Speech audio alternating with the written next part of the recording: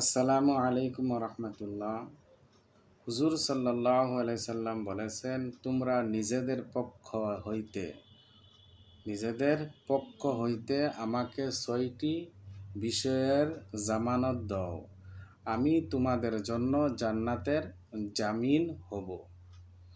অর্থাৎ আমি অল্প সময় বাদে বলবো যে হুজুর সাল্লাল্লাহু আলাইহি সাল্লামে কইসুন যে 6টি বিষয়ের জামানত, অর্থাৎ 6টি বিষয়ের যদি শিওর দেই আমরা, মানে 6টি কথা আছে, 6টি কাজ আছে, এই 6টি কাজ যদি আমরা করি তাহলে হুজুর সাল্লাল্লাহু আলাইহি সাল্লাম আমাদের জন্য কিব জান্নাতের জামিন হইব। ফার্স্ট হইল, যখন তোমরা কথাবার্তা বলবা তখন সত্য কথা বলবা। হুজুর সাল্লাল্লাহু আলাইহি সাল্লাম কইসুন যে যখন আমরা কথা কইয়াম তখন কি কইতাম? সত্য কথা কইতাম।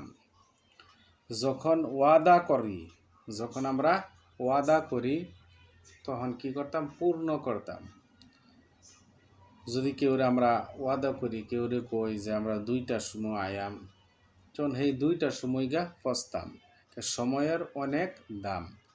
কেউ যদি কই যে তোমার কিছু আমি সহায় করবাম, তাহলে এই ওয়াদাটা কি করতাম? ঠিক রাখতাম।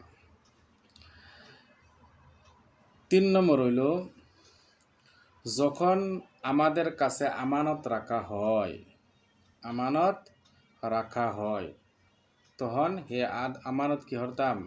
আদায় করতাম।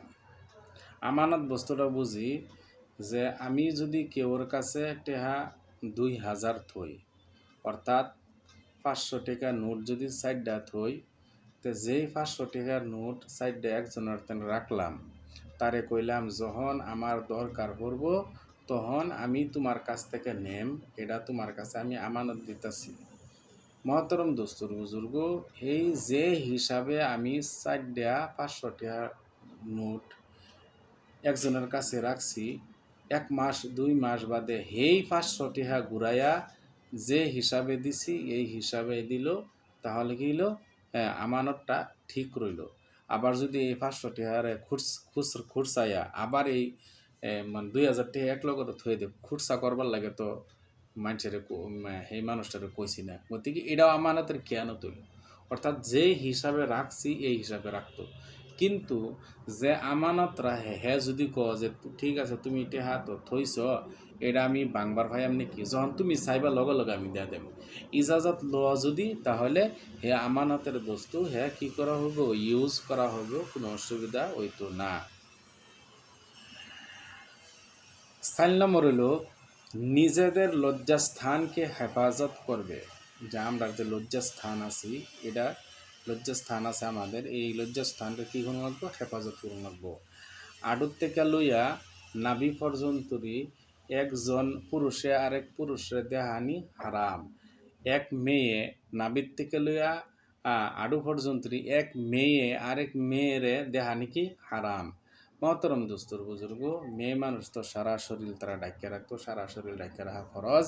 পুরুষের লাগিয়া নাভির থেকে লইয়া আটু পর্যন্ত ডাকি ফরজ। কিন্তু কিছু কিছু কিতাবের মধ্যে পড়লে দেখা যায় যে পুরুষেও কি করতো?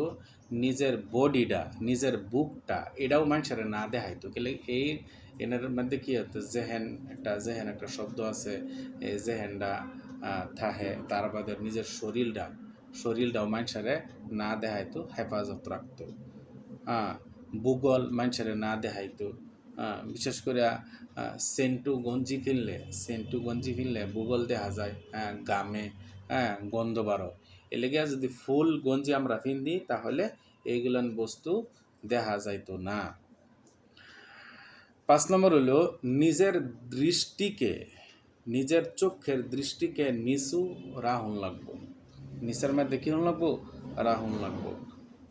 কিংবা খারাপ বস্তু দেহন যাইতো না। অনেক বস্তু আছে নিজে যেই মেয়ের দেহার পাইতাম না, তারে দেহন যাইতো না। অর্থাৎ নাজাইজ কামের থেকে কি হন লাগবো? নিজের দৃষ্টিরে নিচু রাহুন লাগবো। 6 নম্বর হলো নিজের হাত রে অন্যায় কাজ হইতে বিরত রাখা। নিজের যে হাত আছে, হ্যাঁ, নিজের হাতগুলান কি হরা অন্যায় কাজ থেকে বিরত রাখা। কেউ মায়ের দৌড় না করা। মুহে দুই একটা কইলাম বেলেগ কথা, বাদে মাপ চাইলাম, কিন্তু আমরা কেউরে হাত না তুলতাম। নিজে একটু জোর আছে, শরীরে জোর আছে, আরেকজন উইক আছে, তখন তার কি করতাম না, আমরা কোনো হাতের দ্বারাতে তা করে আঘাত করতাম না। আল্লাহ রাব্বুল আলামিন আমাদের সবাইকে বুঝবার জন্য তৌফিক দান করুক।